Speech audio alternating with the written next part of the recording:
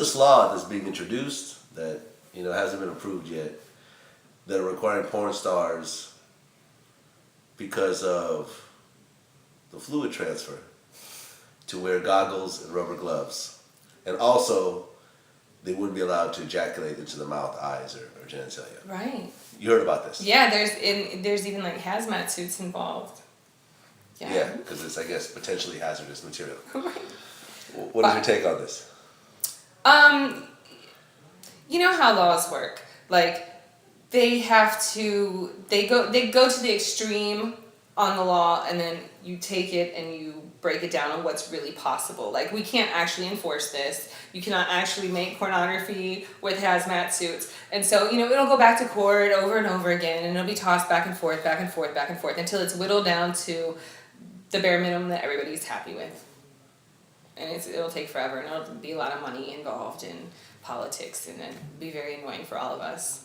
I mean, isn't there already a law in place in California that requires condoms? In Los Angeles County. Los Angeles County. Mm-hmm. Okay. What's your take on that? Well, first of all, it's very hard to enforce. The condom law is very hard to enforce because they would have to know when you're shooting, where you're shooting, and then show up and be like, are you wearing a condom? Right. So I think that's kind of humorous in itself. And I also feel that condoms should be optional, not mandatory or not completely absent from the situation either. Like, I feel like it's up to the performers, and nobody should have any kind of hard feelings about it either way. There was the situation recently, I mean, not recently, but a few months ago, where a bunch of people came up HIV positive. I heard 4 or 5 people? 5. 5 people. As far as I know, yeah. 5 people connected to each other. Mm-hmm. They came up HIV positive. That's a pretty big pool right there. I've never seen that many people come up positive. Yeah, there has been similar situations in the past, but they don't always make the news as much and the media as much. I think a lot of it has to do right now with these condom laws that are going on, and we've got a lot of instability in our industry because we used to have a different kind of testing, and we've been changing our testing a lot recently. There's some fluctuation between what the gay side of our industry requires and what the straight side requires. There's been a lot of politics, and it's sad because it affects our health. All this stuff our health is affected. So whether we're doing a 30-day test or a 14-day test, or we're testing for trichinosis, or we're testing for syphilis, all these things affect our health, and they're being played with like little chess pieces, and it's frustrating. I mean, Magic Johnson had a talk, recently, and he basically talked about how, HIV isn't really kind of a top subject anymore the way it used to be in the 90s. Like when he got infected, it was a big deal, and now it's not talked about as much. I mean, and he sees that as being a problem. I feel like this is going to sound terrible, and I don't mean it really towards him directly, but indirectly I feel like he's part of the problem.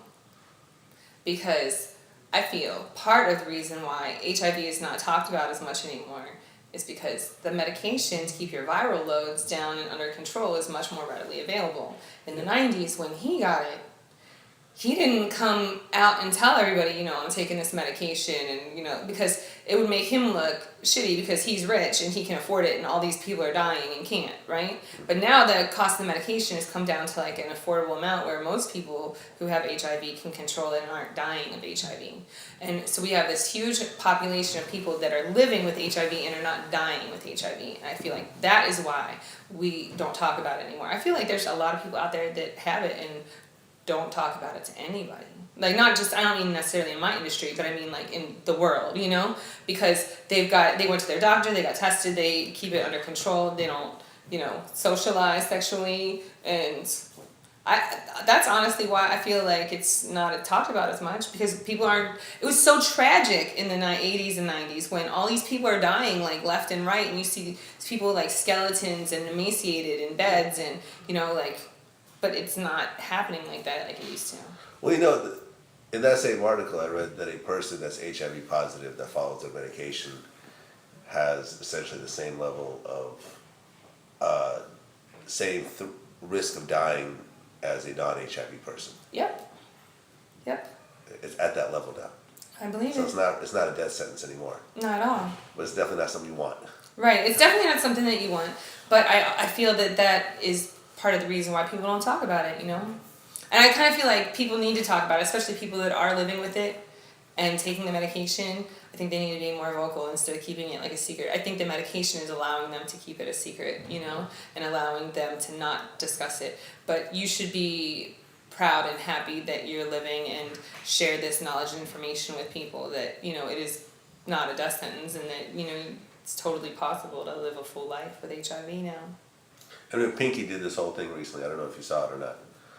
Because, you know, Pinky, for a while, had this rumor that she had HIV. Constantly, the poor thing. Like no, it's so bad that I would get phone calls at like 5, 6 o'clock in the morning from like famous people asking me if Pinky, please don't tell me it's true. And I'm like, what? Pinky's got HIV? I'm like, oh my God, not again. No. Good night. Morning. Bye. Well, you know, what she did, and she actually sent it to me, we premiered it, was she worked with an HIV center and like came in and on camera got tested, talked about HIV awareness and did like a little like special around good it. for her. Yeah. Yeah, turn lemons into lemonade. Like every time I see that tweet, I'm like, oh, why is people hating on Pinky like that? Like, leave her alone. She does not have the HIV.